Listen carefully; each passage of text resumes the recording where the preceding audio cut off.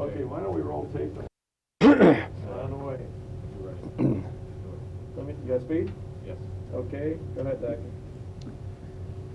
Frank, how did they happen to hold this meeting at Cove Point? What was the background of the meeting? Well, we formed the glass division of the American Ceramic Society about 1922.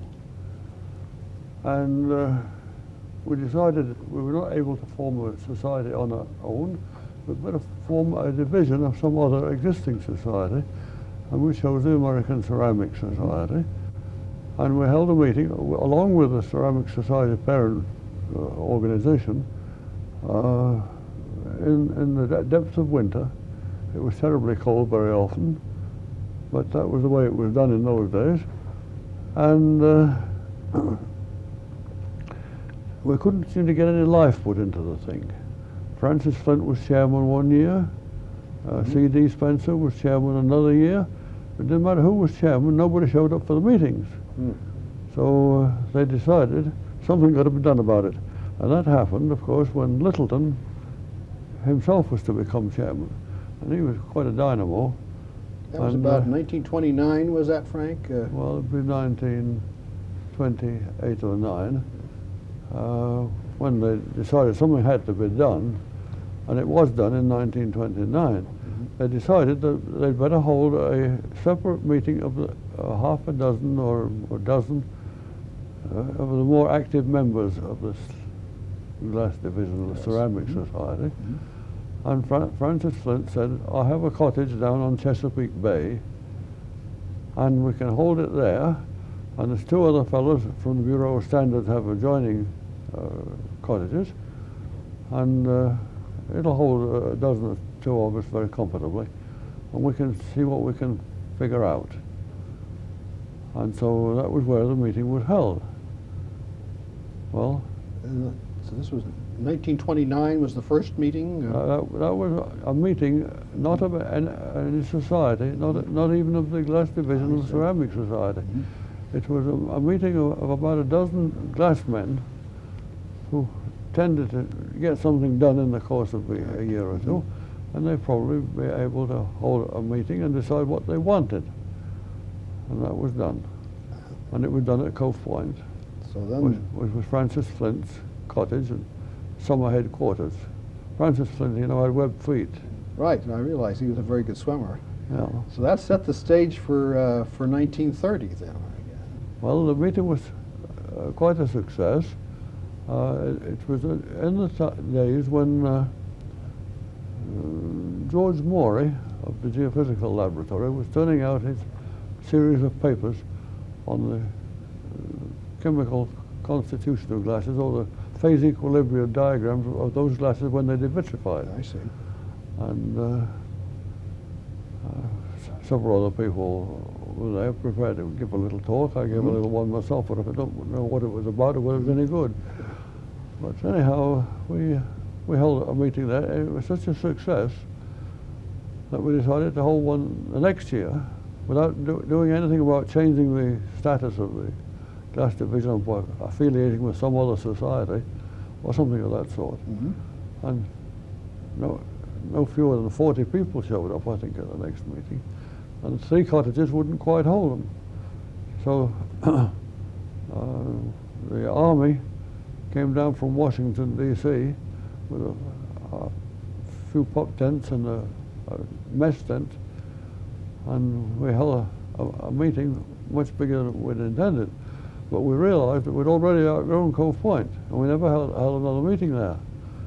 The next year, we decided we'd hold a meeting, but we went right down to the south end of Chesapeake Bay to Old Point Comfort, at the old hotel there, and that would hold enough of us. I suppose 60 or 80 probably that meeting. Now, Cove Point was north of there on Chesapeake Bay. Cove Point is what, southeast of Washington, D.C., I imagine. Yes, it's halfway down the bay, close to Solomon's Island. I see. And did Flint find this property through the assistance of some of his friends at the Bureau of Standards? Yeah. And I don't know whether he built the cottage or whether it was already in existence, but at any rate, he had this cottage when I got there, and it was in full working order. Well, the film is a very, very interesting one, and I understand that originally you had a scenario planned, some Yes. roles for the various I thought participants. that the proceedings might get a bit tame and stale. So I wrote a little play which a bunch of pirates stormed Flint's place, you see. And Ross Purdy, a pretty good husky pirate, Yes. so I gave him a nice wooden sword, and he's supposed to carry it in his teeth, Yeah. like that, you know, and some of the others. But they didn't want to learn the parts, and so the scenario was not quite a success. Well, But then, Purdy looked like a pirate with that nice white beard. And, Yes, well, he was a good deal of a pirate anyway, but he was a hard worker, and he worked tremendously hard to put the American Ceramic Society on its feet. And it never got on its feet until the glass division on the Little joined up. right. So Ross Purdy was the executive director of the American Ceramic He Society was the at that time. secretary, and his headquarters were in Columbus, Ohio. He had one assistant, a woman, Miss, I forget her name at the moment, And then Jesse Littleton became he was the chairman of the glass division. yes, which when he became chairman, he decided something got to be done because the other folks hadn't gotten anywhere. They'd been in existence for about 10 years, and nothing had happened. But George Morey was a consultant to Corning Glass Works, and he was very well acquainted with Littleton, and Littleton with him. Because Littleton at that time was the chief of physical research Yeah. here at Corning. And W.C. Taylor was the chairman of the chemical section of the Corning Glass Works Research Department, and Sullivan, of course, was in charge of both. And so George Morey was the next chairman after Littleton. I think Littleton was chairman for 2 years, but I'm not quite sure about that. I think he was. But at any rate, as soon as Littleton was not chairman, then Morey was. You couldn't They have both made good chairmen, too. you could have had two more influential people, because they were certainly giants of glass science. They were in those days. Yeah. Well, W.C. Taylor was no slouch either. I always think of Littleton being associated with physical measurements and He was. viscosity measurements and electrical conductivity. And didn't he and Morey collaborate some, Frank, on a... Morey tried to write a book on properties of glass, and he got so thoroughly mixed up when it came to the electrical properties, so Littleton had to write it for him. Okay, so that was a fruitful collaboration. I think Littleton later, not very much later, wrote a completely different book, a new book, on the electrical properties of glass. You would probably have it in your library. Right. We have a number of copies of both here, both No. Morey's classic work, of course, and J.T. Littleton's work. The fall meeting of the glass division that took place at Cove Point was really the first fall meeting of any of any division, I guess, Yes, of the American yes, Ceramic yes. Society. The preliminary meeting, informal, with no real officers, under Littleton's general guidance, was such a success. Moore's own talk and Littleton's talk and so forth, that they decided that they hold another meeting the next year. The next year it had grown so much that they had to move it down to Old Point Comfort the third year. That was the first year when Morey was chairman, I think. And the other divisions of the Ceramic Society recognized this as a good idea, did they, Frank? And Yes, it was such a success that the Refractories Division, which joined the Ceramic Society very shortly after the Glass Division did, decided to hold its own meetings. And by breaking the Ceramic Society up into small divisions, each holding their own meeting in the good weather instead of the middle of the winter, Right. was a key move. People could get to where they wanted to be, and they could enjoy themselves instead of huddling. That's right. Right. Right. And eventually all divisions, I guess, Well, several of them did. I don't know how many. adopted fall meetings or a separate It was meeting. the Glass Division first, Littleton's idea, or Littleton's and Flint's. And the next meeting was the Refractories Division. I think Harold White was the chairman. And he attended some of the Glass Division meetings to find out how it was done. And then the others began to follow suit very rapidly. So in that first meeting at Cove Point, at least the one in 1930, Yeah. at that meeting, J.T. Littleton took an active role, and Francis Flint must have had an active role Yes, in it too. they cooked up the whole business, and they did a good job of cooking too. I see. So they had, even though Littleton was a physicist, Flint trusted him to do some cooking. Yeah. Yep.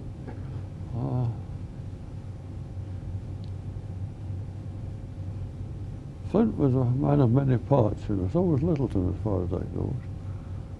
In fact, Littleton discovered that there was a school down at Solomon's Island, where most of the crabs of Chesapeake Basin to be brought ashore. And he said, "Come along, we'll go down there and see if we can help them a little bit." So he phoned down there, and he and I think Aaron Lyle, maybe one or two others went down. And he gave him a talk on the glass business, which didn't interest him very much. And I was just back from Africa, so I gave him a talk about the wild beasts of Africa. Well, the kids just lapped that up. Yeah. Well, kids would relate better to that, I think. Yeah, Probably. they can understand what we're talking about. Yeah. Uh, Well, Littleton, of course, later became director of research at Corning, and then, of course, he became president of the American Ceramic Society later on too. Yes, he did. Interesting. And a good one too. Yeah. And Francis Flint also became, he was a chairman of the glass division at one time, and Yeah, also. he was chairman before the Cove Point meeting. Ah, I see. Later on, he was president of the Ceramic Society. In the mid-30s sometime. And he took a bunch of the fellows over to England with him. And I know that Ramsay MacDonald, who just stepped down from being president, received the division, and he and Francis Flint had a grand time together. Right. Well, yeah, Flint had a way of making friends easily. Yeah, with well, all sorts of people. He was worthwhile making a friend of. Yeah. Right. Yeah. Exactly. So there were some physical exertions apparently that were involved in the meeting. The people cutting wood and otherwise laboring. That was one of the most strenuous sections of the whole thing. Sam Bowman and Ross Purdy and several other Husky fellows decided they'd cut up some fallen trees, make firewood for our fireplaces. And I took pictures of some of them, and you can see that it put some exertion into it. Right, right. And Aaron Lyle was there too, I recognize from some of the pictures. Yeah, and he went down in the same car with Flint and myself And from Washington, PA. and you and Aaron are probably the only people living that were present at that 1930 meeting. As far as I know, yes. See, Aaron is about 85 now, and I'm 91, and people don't commonly survive as glass technologists any longer than that. You think it's something to do with glass technology that I think it must be. terminates one's life sooner? They get either physically exhausted or mentally frustrated by that time. I completely I know there's truth to that, Frank. You know. The circumstances were fairly rustic then at Cove Point. You had to have the pup tents that were brought in by the Army, and then cooking for 40 people must have been quite a logistic challenge. How it was done, I do not know, but it was done all right. And of course, they went down to Solomon's Island and bought enormous quantities of crabs, Chesapeake Bay crabs, which were duly boiled and shelled, shucked, or whatever you like to call it. And Littleton sat by the table. I sat opposite to him. Everybody else had gone. I said, "Jess, aren't you ever going to quit?" And he said, "Frank, the more I eat of these crabs, the hungrier I get. If I sit here long enough, I shall starve to death." Aside from the eating and the cutting of wood and swimming, I assume there were some technical discussions. Yes, as I said, Maury gave a good talk on the chemical equilibrium of glass oxides, you know, phase diagrams and so forth. I gave a talk about the cracking properties of glass, cracks in glass and what they meant. I think there were a couple others. I don't remember what they were now, but after 60 years, my memory is as good as it was 60 years ago. You mentioned C.D. Spencer. He was present, and he was interested in the physical properties of glass too, as I remember. Yes. The flow properties. And optical properties too. He was working for General Electric, and so he was concerned more particularly with the manufacture of lamp bulbs. He did a lot to improve the manufacture of lamp bulbs. The things we had before were very unsatisfactory bulbs. When Spencer got hold of them, we suddenly found ourselves making really first-class bulbs. And of course, when we got tungsten wire from Langmuir, it was quite a job making tungsten into wire, but it was done. We've had good lamp bulbs ever since. The presence of Peters and Merritt I find interesting. Peters, I remember having done some early work in the coefficient of expansion measurements in glass. Yes. I've forgotten the details of who did what. He and Merritt and I guess and Toole were Toole did a lot of work. Part of that. And Toole was at the meeting too. See, it wasn't difficult for the people at Washington, in D.C., to get down to Cove Point. It's only about 60 miles, I think. And we thought they were a great help to us. And they knew the ropes around there too. Yes. Where you could get things. And sometimes we needed all sorts of oddments. Perhaps they were the ones that helped get the Army to provide the tents, maybe. That was from the Bureau of Standards. What's her name? Flynn? Oh yes, there was Finn, A.N. Finn. A.N. Finn. Yeah. Or as Francis Flint called him, Ann Finn. Yes. Well, yeah, Flint was great for nicknames. Yes. What did he call you? Preston. Preston. Okay. Wondered I didn't shiver more. And I remember he used to call Aaron Lyle. I always called him Heron. Yeah, it's my friend Heron. And but the presence of the Bureau of Standards people is very interesting, because the Bureau of Standards had a very large and vigorous glass section at that time. They were very prominent. Yes. And they said in the early days, it may have been just before this meeting or just after, when we have a glass division meeting, we get 3 sources of papers. One year they come from the Bureau of Standards, the Geophysical, and Corning Glassworks. The next year they come from Corning Glassworks, the Geophysical, and the Bureau of Standards. It's nice to have some variety that way. Well, You mentioned the Geophysical Laboratory several times. Do they play a prominent part in the early days of glass science? What happened was that Morey, more particularly, was sending his papers to the British Society of Glass Technology, and they wanted some of them sent to the Ceramic Society. So Morey obliged them. He was turning out an awful lot of stuff and doing a good job of it too. And he became an acting director of the geophysical laboratory or something like that. I think Leeson Adams followed Arthur Day. Arthur Day at one time was manager of the Corning Glass Works. It wasn't a job for which he was cut out at all, but he tackled it. And by and by discovered he didn't like it, and he go back to the geophysical. Sosman had been acting director of the geophysical in his absence. Then Sosman went to some firm in New York City, I think. Anyhow, that was a great group of people. Yes, but after Sosman and Day were out, Leeson Adams came in. He was the Adams of Adams and Williamson. Yes, on the Williamson was dead. Studies. His wife was working at the geophysical as a general secretary. A widow, of course. And after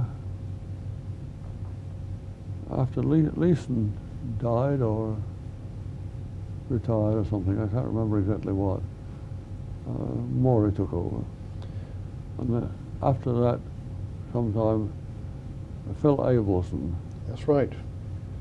Phil Abelson is still alive and living in Washington. Yeah, he's still writing excellent editorials for the magazine called Science. Right. He was the editor of Science for many years, and I guess in some ways one of the voice of the American Association for the Advancement of Science.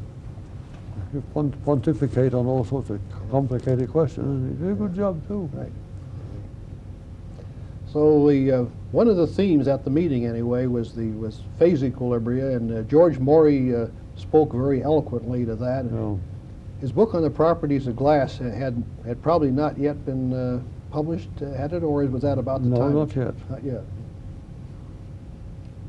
And Sosman, I think, just about gotten to the point of writing his properties of silica. Oh yeah. So both men had very fine euphonious names, like Robert Browning Sosman and George Washington Morey. Well, George Washington always comes together. Somehow it sticks, doesn't it? The meetings were informal, I guess. People sitting around on logs and talking, and around on the outside of the meeting in 1930, to which the film relates.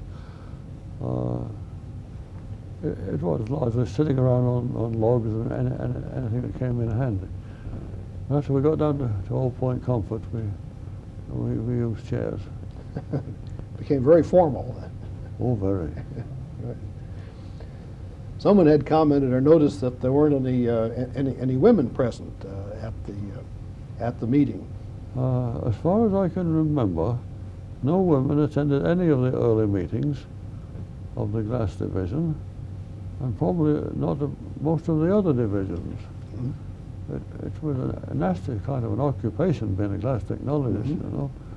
Understandably, women might not want to associate with that kind of person. So no women showed up. And several years after this picture was taken, we met at Woodmont, Woodmont Rod and Gun Club, in the Panhandle of Maryland, which is an interesting story in itself. And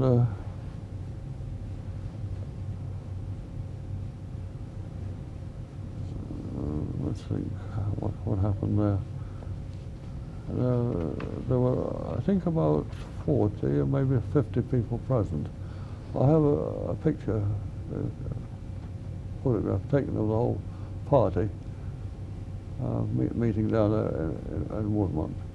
And they're all men, no women in the gang. It was only in more recent years when they began going to Bedford Springs, and they began to have I think about 1940 we began to get wives accompanying some of the people. yeah, generally the spouses of the technologists rather than the female technologists, you know. So- Lyle will be able to tell you a little bit more about that than I can, probably. He was married at the time. I see. I wasn't. So I couldn't take a Yeah, spouse. right. That made it be very difficult. Wasn't allowed to. Right. Aaron, at that time, 1930, he was probably with Hazel Atlas Glass still. He probably still worked with Francis Flint Yes. at that time. Yeah, and for some years after. And then in the mid to late 30s, he went to work for Emhart, I believe. No. My recollection is that he went first at Bailey and Sharpen. I see. Okay. Up here in Boston. And from there he went to Emhart. Hartford Empire. Yeah. And he stayed with them until his retirement, when he went down to Florida to get his feet wet. Mhm. Another person that's in the movie that was associated with Emhart was John Hostetter. Yeah, well, of course, John Hostetter had been director of research of Company Glassworks. At that time. I think he had been president of the Subin Glass division of Company Glassworks after Fred Carter. That's right. Back in the 1919, 1918 period, sometime right along in there. Maybe 1914 to 18 was World War One. I think it was during World War One that Carter stepped down and Hostetter took his place. Hostetter later went to Hartford Empire, supposed to make room for Sullivan to come back to his job as director of research here. I see. And then he went from there to the president of Mississippi Glass Company. And there he lost both his legs. Mhm. I've always. I think I told him about Francis Flint's comment, didn't I? Yes, yes. Yeah. Yeah. Flint says, Preston, Prestone, there's some people like you who don't drink at all. Yes. And there's some people like myself that drink in moderation. And then there's Hoss. Right. I always think of John Hostetter as being a manufacturing sort of person. In other words, more of a businessman manufacturer than many of the other glass scientists. Well, he was a fairly good scientist. And he had his head screwed on straight. He was a good businessman, yes. But, and of course, he showed up at the Cove Point meeting, all right. Well, it was very appropriate that he Got into everything he could. And it was interesting to note that Dr. Schott was also present. I think Schott happened to be in the country at the time, and Flint got word of it. So he invited Schott to come down to Cove Point, which he did. And you see him in the movie. He was I assume the president or the managing director of Jena Glass at that time. I don't know. Possibly Lyle might know, but I don't know who else would. And that business, of course, eventually became Schott and Ganasson, or Schott Glassworks that we know today in Mainz. I think so. But Schott was the only foreigner that was present then.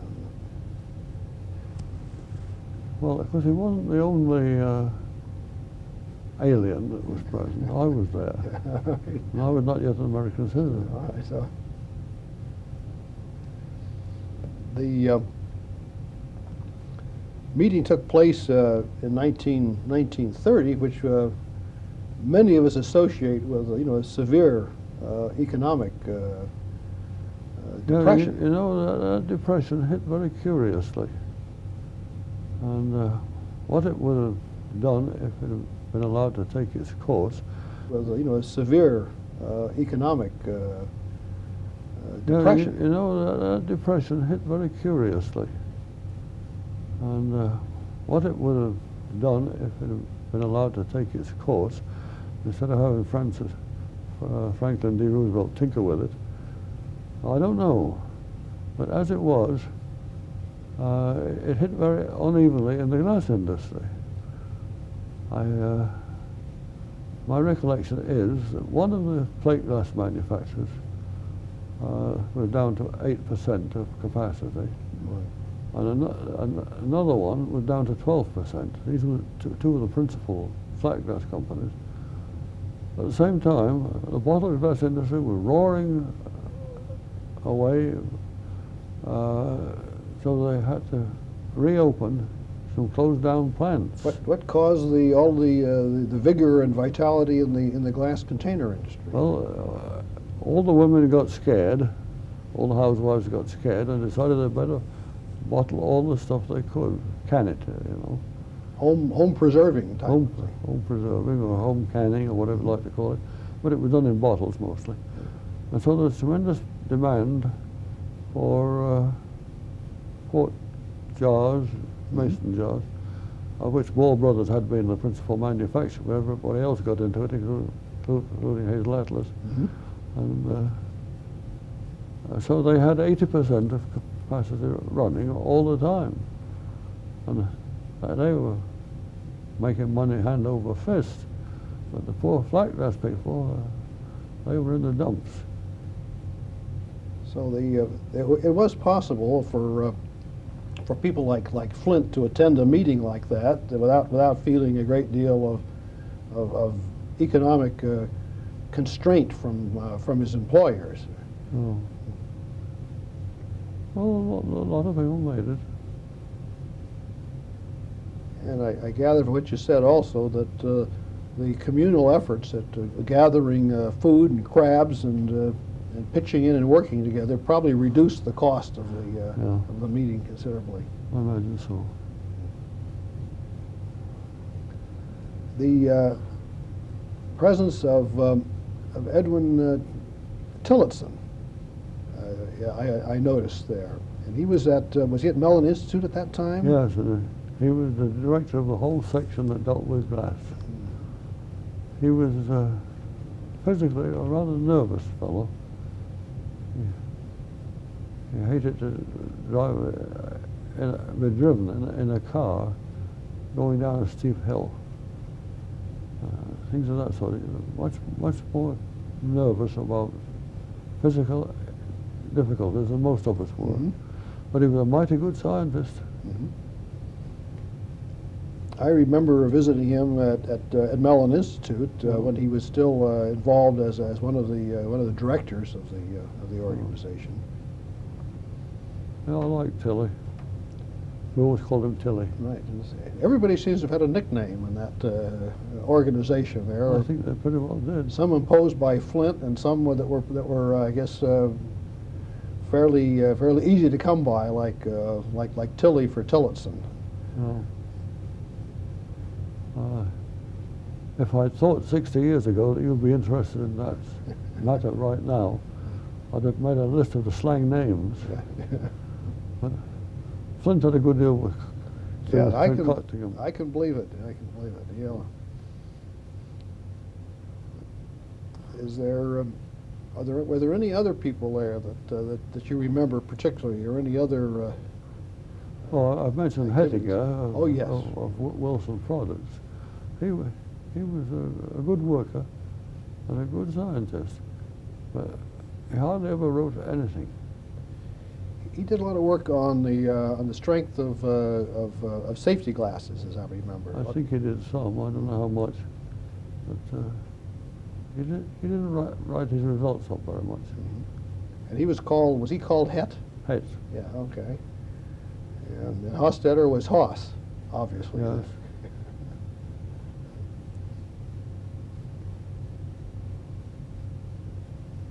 A.N. Flynn did a lot of work too. I never got the credit he should have done. I think his work was very solid. The trouble was he never got married, and so he didn't have a wife to tout his merits. His virtues, huh? The one picture, I think one scene there has Herb Inslee from the Bureau of Standards also in it there. I think he's involved. Yeah, Inslee came from the Bureau of Standards, and he was a splendid mineralogist. Mm-hmm. He had a whole battery of first-class microscopes down there. When I wanted to know whether something was so and so or not, I always sent it to Inslee, and he always came across very promptly with a diagnosis. Yes. He was a good fellow. He later became the director of the Inorganic Materials Division, as I remember, which included the glass section. I think he did. And I remember with pleasure visiting the Bureau when it was down on Connecticut Avenue. Yes, in those days. And it was only a fairly short walking trip from there to the Geophysical Laboratory, as I remember. Almost across the street. Geophysical Laboratory was around the corner on Upton Yes. Street, where it still is, So, before the Bureau moved away. when you get a snowstorm in Washington, D.C., it's quite deep as a rule. And if you want to walk any distance in Washington, D.C., after a snowstorm, you better be careful. I can see even though the snow may not be on the ground, there are parts of Washington today that I'm hesitant to walk through for other reasons, Frank. But I'm trying to think what else we have here. One question that comes to mind is this shows what was happening in the United States with the assistance of a few aliens like yourself. What was happening abroad? What was happening in Europe at this time in the glass science or engineering community? Well, I think it was pretty well bad all over. You see, England had come out on the top side in the war, World War I, but she squandered all her assets to do it. Mm-hmm. And those Germans took a lot of licking. Mm-hmm. And so the British financed it for a while, and they began to find that it was pushing the prices of everything up at home. And they said, well, we won't ask any more from our allies like France and Belgium, and we have to pay to the United States. But they couldn't find even that much. So the British sold all their holdings in Pennsylvania railroad stock. The British government confiscated them and sold them over here, gave you scrip in its place. And that became comparatively worthless because the railroad went downhill after a while. So it was pretty rough everywhere as far as I can see. And I suppose the British Society of Glass Technology remained a fairly steadfast anchor in the midst of all of this. Yes, it did. W.E.S. Turner, of course, was heading it in those days, and they did a good job of it.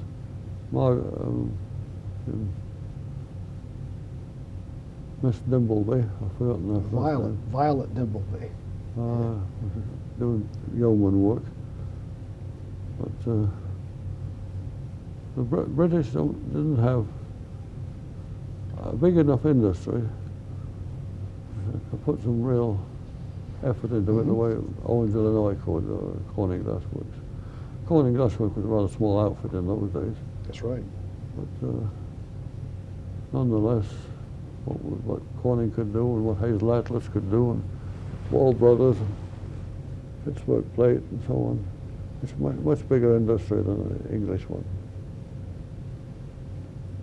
And was Turner reasonably instrumental in making overtures to the other European glass? Yeah, as soon as he got the British Society of Glass Technology on its feet, he decided the Germans needed one. So he went over to Germany to hold out the olive branch to the erstwhile enemies, and a great deal of ill feeling, you know. Mhm. Some of those German Junkers were pretty bad actors. But he went over, and he was the first British scientist that did it. And he's only the head of a rather small organization, Society of Left Technology. But when he'd broken the ice, a lot of others jumped in. Mhm. And among other things, they founded the Glastechnische Gesellschaft, Mhm. with its magazine, the Glastechnische Berichte. And that was a success very promptly, just like the British one. So he came over here in 1922 to try to found an American one. That didn't work out so well. We had a lot more trouble than the Germans or the English did. Is that what you want to know? That's right, that was good. Maybe it's a good time to relax.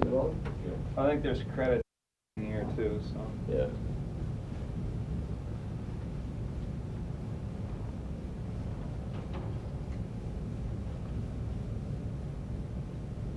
Okay, go ahead and talk if you want to. This was in October, Frank, was it? Yes, it's about towards the end of October, I think. And Cove Point Lighthouse should be out there in a distance on the far point.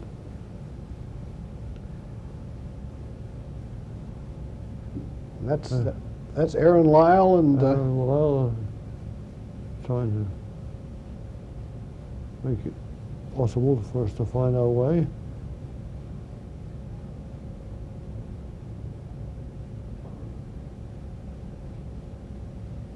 I don't want to get a laugh.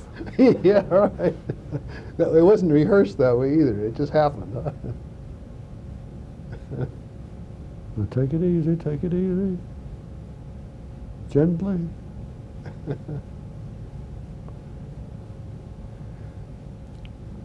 So everyone came by car to Cove Point. You know.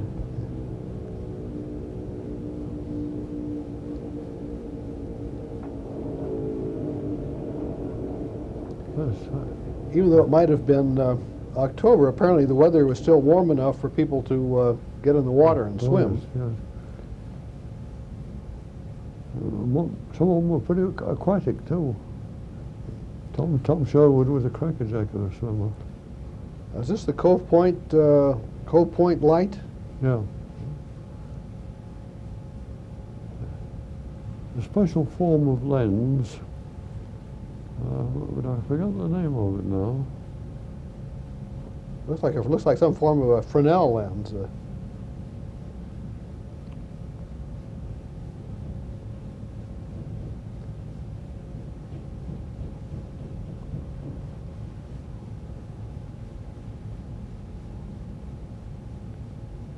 People sleep outdoors mostly, Frank? No, it got too chilly in the night.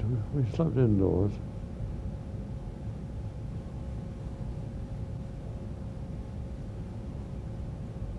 That's Littleton. Do you think he slept with his glasses on? I was up ahead of him that day.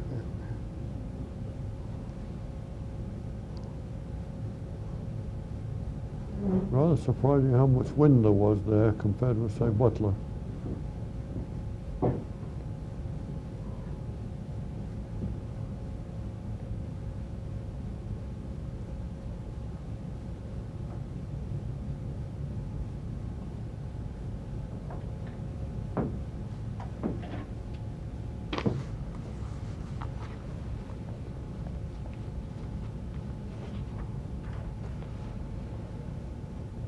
Now, this is Littleton and Lyle and Flint, apparently. I think it is.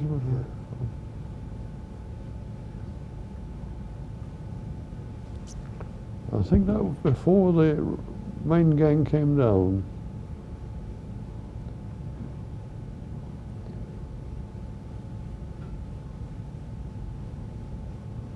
So you were there probably altogether, 2 or 3 days, perhaps? I think we were down there at least 3 days, and the main party was 2 days. I think Friday and Saturday, but I'm not sure. Well, the +4s, that has to be Flint wearing the those baggy golf pants. Yes. Yes. Ross Purdy. Yeah, he would have made a good pirate, I think. I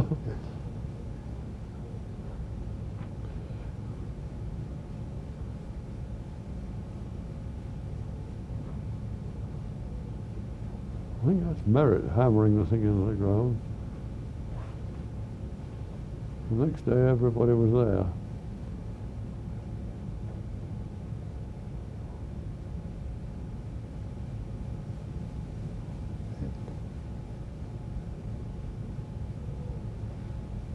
Then Hostetter on the left. Tillotson on the right, I think. Yeah.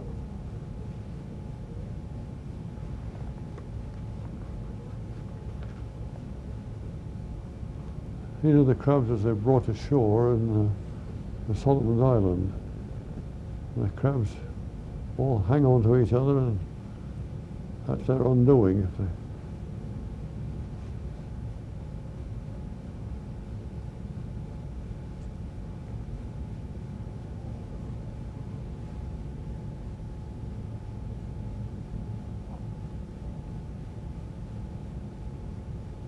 Maury on the left, myself on the right.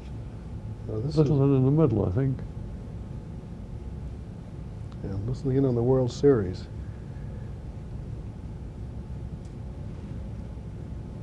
There's Kimes in the hat. That was Yeah. Dr. Yeah. Schott Maybe. in the middle, possibly. I'm not sure. It looks something like him, but I don't know. Littleton in a pensive frame of mind, wondering whether things are going to work out right.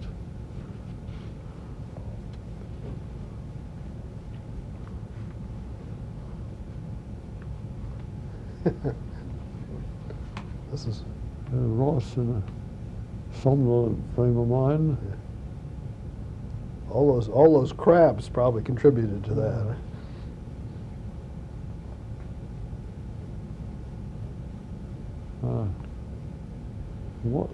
The one in the back on the left was Tom Sherwood.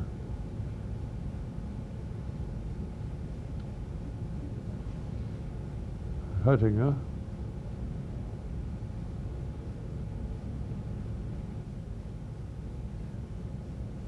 I think that's Shot. And Sam Scholes. Cold on the right, yes.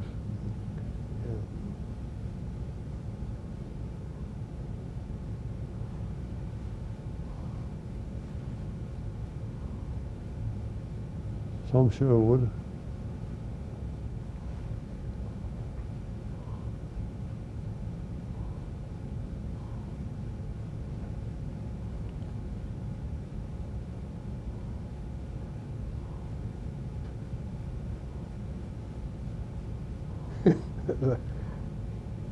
Tom was always very scientific about the way he did things. Yeah, they're pretty serious-minded about that. Roy Blunt. Roy Blunt he's a vice president of the Buck The Glass Buck Glass Company. He was vice president until Buck died. And then he married Buck's widow to preserve his job, as it said. Ross Purdy on one side, I can't see on the other end.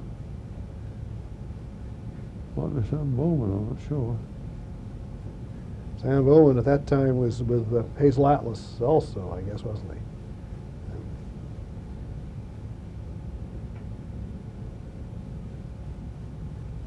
Lundell on the left. From the Bureau of Standards.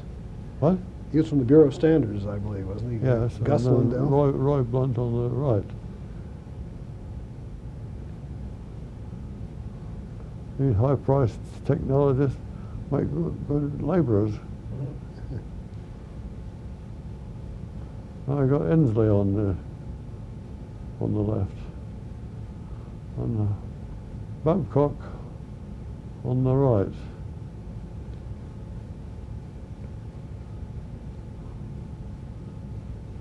Yeah, they make pretty good progress cutting through a log. Yeah.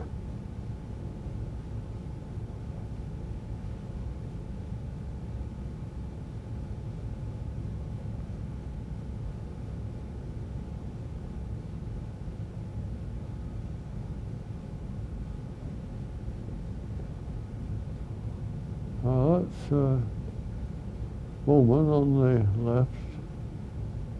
I can't see who the other one is. It's shadows across his face too much. Oh, you have them all going at once there. I have a buck saw as well as the That crosscut. poor log's having a bad time. Yeah.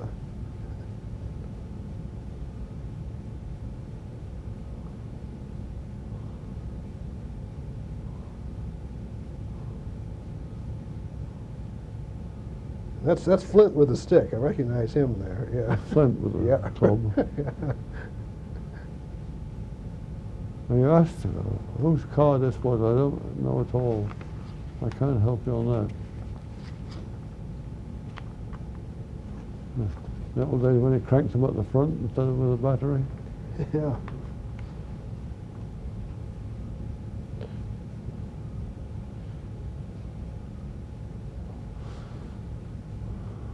I think that's Lundell. He was an analytical chemist, wasn't he, from the Bureau of Standards? Yeah, he was an analyst, chemical analyst, and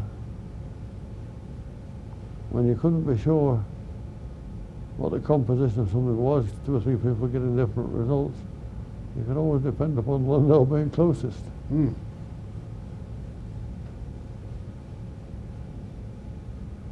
Tillotson? I don't know this other fellow.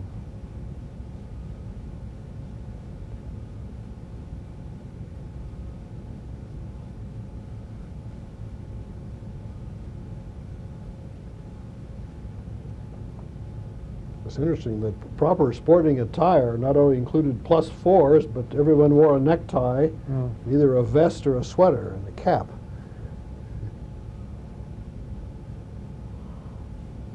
Spencer was pretty good at horseshoes.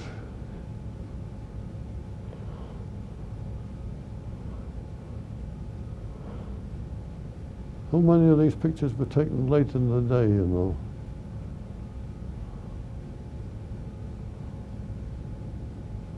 And in October, the sun sets at 6 o'clock. Jena, Hattinger and Dr. Schott. yes, And Hettinger. Hattinger, yeah.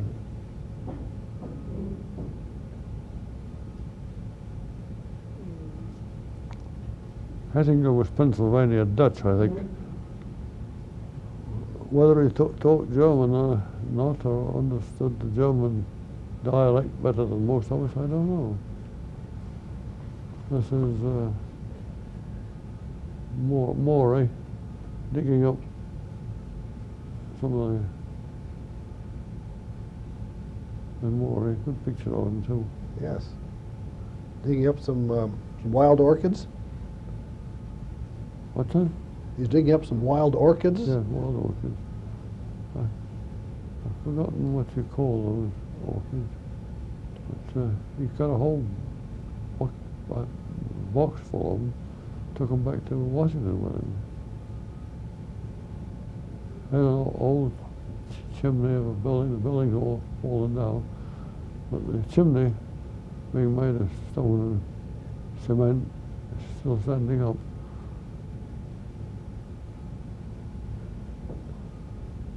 There's a thing you hang your bacon on. That's Roy Blunt. Yeah. He's climbing up the top. See if he can't get a bit more. material.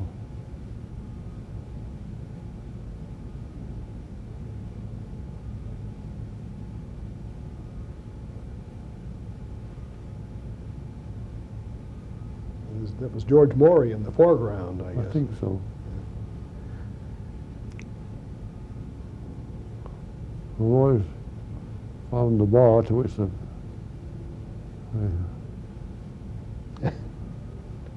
He was quite a vigorous amateur archaeologist. yes. There's the thing on which you hang the smoked pig.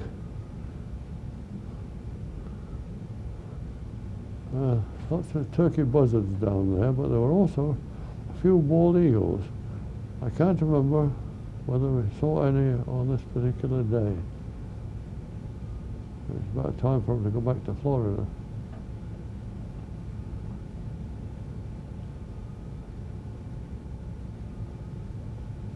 Frogs.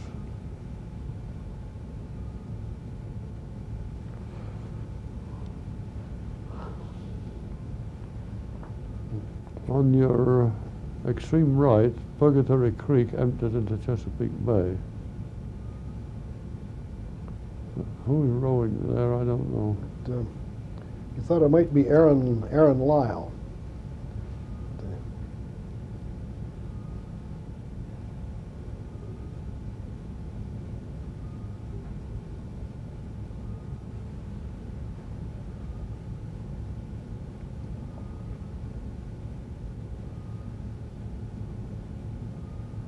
It looks like it could be Aaron.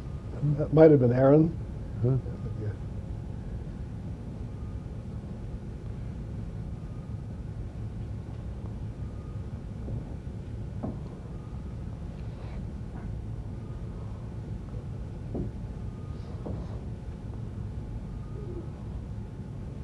That's a very pretty area.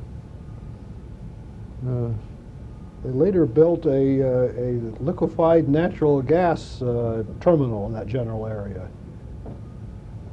Or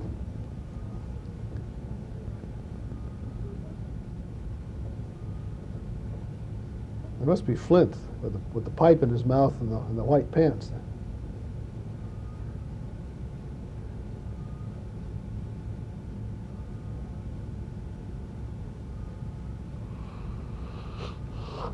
I think it's Spencer and Flint, isn't it? It could very well be. Not quite sure.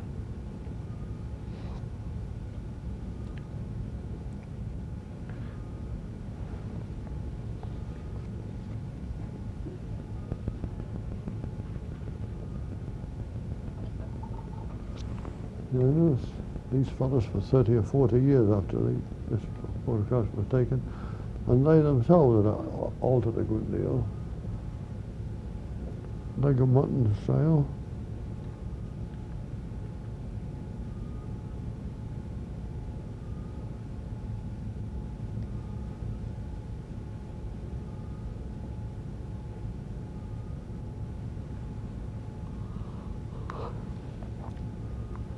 I used to have a sunfish that had a sail quite a bit like that. And it's a hard thing to manage, Frank.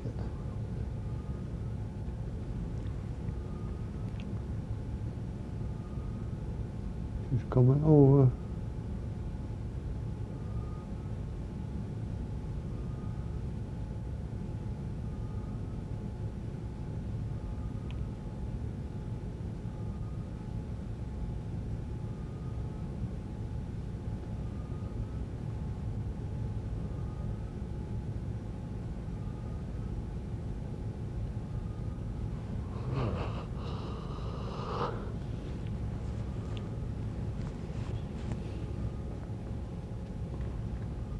That's probably me. Yeah, and with the hat on the left there, and That's me in the middle of the boat.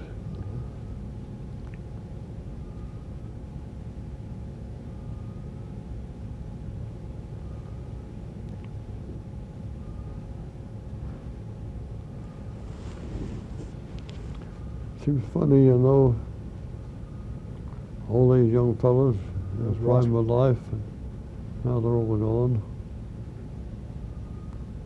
Ross Purdy, I guess, got on Yes, there. that's Ross. That's a very snappy-looking boat. Somebody identified it as a 1927 Chris Craft. Is that your work, Dave? Tom Stewart. Yeah.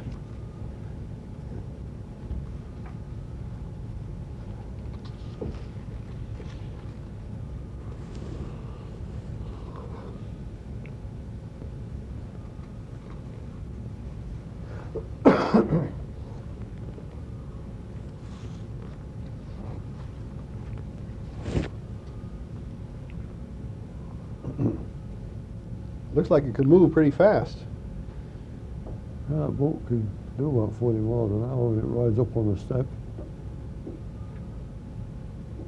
Iron water in the middle, and Roach, I think, on the right.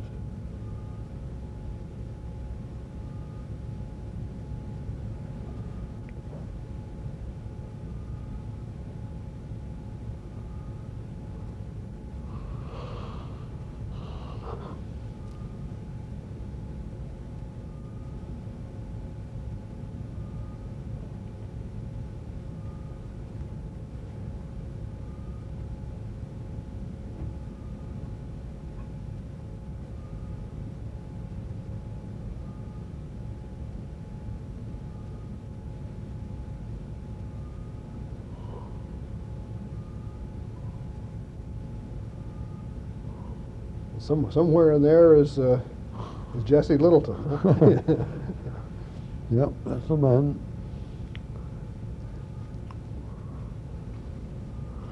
There he is again. His two sons were associated with the glass industry. Joe Littleton here at Corning, and Harvey Littleton as one of the most outstanding glass artists.